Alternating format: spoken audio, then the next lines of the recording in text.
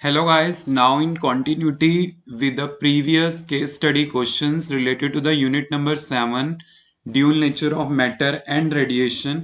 अब देखिए हमारे पास जो नेक्स्ट पैरा है वो क्या है.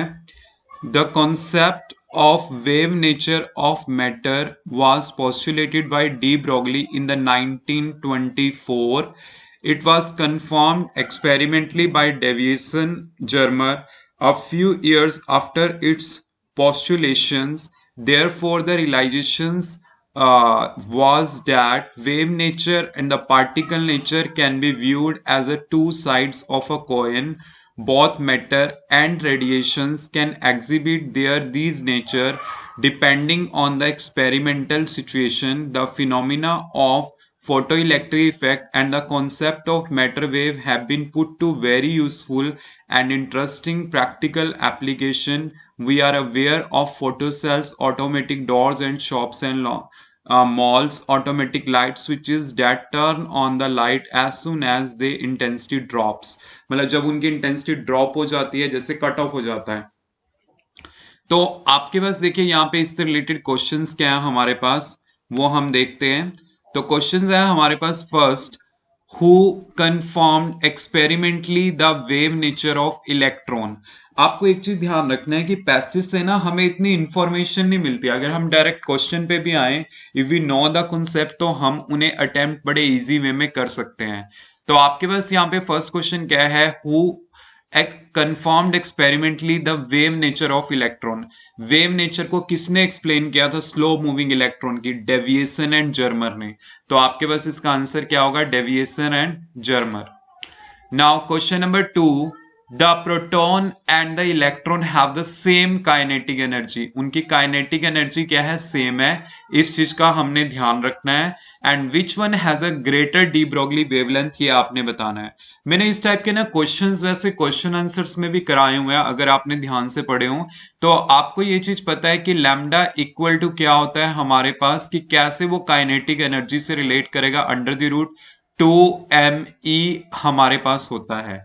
H is a constant, Planck constant. M क्या होता है? मास होगा पार्टिकल का. E क्या होगी? Kinetic energy. वो तो सेम ही लेनी है. तो आपके पास क्या होगा, यहाँ पे जो लैम्डा होगा वो inversely proportional to root m होगा. मतलब वो मास के क्या होगा? इनवर्सली प्रोपोर्शनल होगा.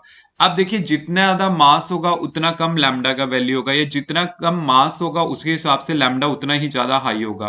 तो आपको पता है मास किस पार्टिकल का कम होता है? इलेक्ट्रॉन का मास प्रोटॉन के कंपैरेटिवली कम होता है. तो अगर इलेक्ट्रॉन का मास कम है तो इलेक्ट्रॉन की वेवलेंथ क्या होगी? ज्यादा होगी.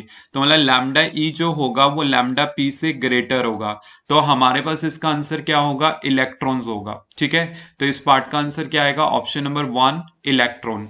Now question number 3, an electron is accelerated through a potential difference of 100 volt. What is the de Broglie wavelength associated with it? काफी इंपॉर्टेंट क्वेश्चन है, कई बार एग्जाम्स में वैसे भी आया हुआ है सिंपल 2 मार्क्स क्वेश्चन में, कि आपने डी ब्रोगली वेवलेंथ बतानी है. इलेक्ट्रॉन्स के साथ है तो आपको याद रखना है इलेक्ट्रॉन के केस में हमारे पास होता है 12.27 angstrom divide by root we.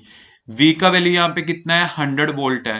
तो यहाँ पे हम क्या पुट करेंगे? Lambda equal to 12.27 angstrom divide by root 100. तो 100 का मतलब क्या आएगा? 10. तो ये कितना आ जाएगा? 1.227 आंगस्ट्रॉम. तो हमारे पास आंसर क्या होगा? ऑप्शन नंबर 1 ही होगा. 1.227 आंगस्ट्रॉम. ये भी नहीं होगा, ये भी नहीं होगा, ये भी नहीं होगा. Clear? Now, next question. The de Broglie wavelength associated with a proton and a neutron are found to be equal. यहाँ पे de Broglie wavelength same है. ठीक है, दोनों की de Broglie wavelength same है. Which one has a greater kinetic energy? आपने बताना है कि kinetic energy किसकी greater होगी. ठीक है, इस क्वेश्चन को हम कैसे सॉल्व कर सकते हैं वो देखिए. पहले मैं इसको थोड़ा रब कर लेता हूं because I need space for this questions. तो पहले मैं थोड़ा रबिंग कर लेता हूं इसके, ताकि हम थोड़ा इसको समझ पाए. आप देखिए आपके पास क्या है, यहाँ पे जो क्वेश्चंस है वो प्रोटॉन और न्यूट्रॉन से रिलेटेड है. हमने ये कॉन्सेप्ट एक्सप्लेन करना है. तो देखिए आप कैसे इसको सॉल्व कर सकते हो। आपके पास फार्मूला तो यही वाला यूज होगा, ये वाला जो हमने पहले यूज किया था, lambda equal to h upon under the root 2 ME। आपके पास वेवलेंथ दोनों की सेम है, तो इसका मतलब क्या है कि मैं यहाँ पे h upon under the root 2 ME equal to, मतलब h upon under the root 2 ME के इक्वलेंट होगा for both of the particle. Kinetic energy बतानी है ना कि किसकी हाइयर है, तो एक प्रोटॉन है, प्रोटॉन के लिए मैंने EP लिख लिया, यहाँ पे EN लिख दिया। मास भी मैंने P लिख दिया और यहाँ पे मैंने EN लिख दिया। क्लियर। H से H कैंसल आउट, रूट 2 से रूट 2 कैंसल आउट, रूट वैसे कैंसल आउट हो जाएंगे, तो इसको आप इस साइड ले जाओ, तो क्या आ जाएगा यहाँ पे EN by EP equal to क्या आ जाएगा हमारे पास MP बाय MN। और we can say that energy is directly proportional to 1/m।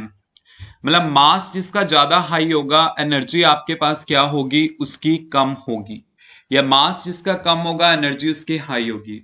So always remember कि आपके पास यहाँ पे क्या होगा, जो प्रोटॉन होता है, प्रोटॉन का मास क्या होता है, स्लाइटली लाइटर होता है as compare to the neutron. Neutron से थोड़ा मास कम होता है प्रोटॉन का, तो हम क्या कह सकते हैं कि यहाँ पे मास प्रोटॉन का कम है, तो उसकी एनर्जी क्या होगी, ऑटोमेटिकली यहाँ पे हाई होगी। तो इसका मतलब क्या होगा, आपका आंसर होगा proton. Clear. Now next question. Next question हमारे पास है, an electron is accelerated through a potential difference of the 300 volt, what is the energy in electron volt. आपने एनर्जी बतानी है कि कितनी होगी, और पोटेंशियल डिफरेंस आपको दिया हुआ है। ठीक है।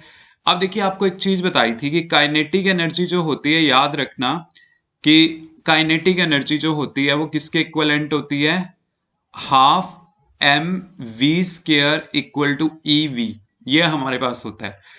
अब देखिए यहाँ पे 300 वोल्ट पोटेंशियल है, तो E इंटू 300 मैंने पुट कर लिया, इतने वोल्ट, तो मेरे पास कितना आ गया, 300 इलेक्ट्रॉन वोल्ट।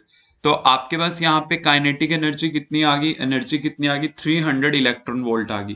तो यहाँ पे एनर्जी कितनी होगी, 300 इलेक्ट्रॉन वोल्ट। और समटाइम्स ऐसा होता है कि आपको ना, जैसे इसका आंसर तो चलो सेकंड ऑप्शन आ जाएगा 300 इलेक्ट्रॉन वोल्ट। समटाइम्स ऐसा भी होता है कि एनर्जी दे रखी होती है 300 इलेक्ट्रॉन वोल्ट, और उसको आप EV के इक्वलेंट पुट कर दो, पोटेंशियल निकालना है, तो E से कैंसिल आउट, तो पोटेंशियल कितना आएगा, 300 वोल्ट। मतलब ये हमारे पास डी ब्रॉगली सॉरी, जब हम डिस्कस करते थे ना, एक्सपेरिमेंटल स्टडी करते थे फोटोइलेक्ट्रिक इफेक्ट की, तो मैंने उसमें भी बताया था आपको कि इस टाइप से हम इसमें कैलकुलेशंस कर सकते हैं। तो ये था हमारे पास case study questions of second part related to the dual nature of matter and radiations. Clear.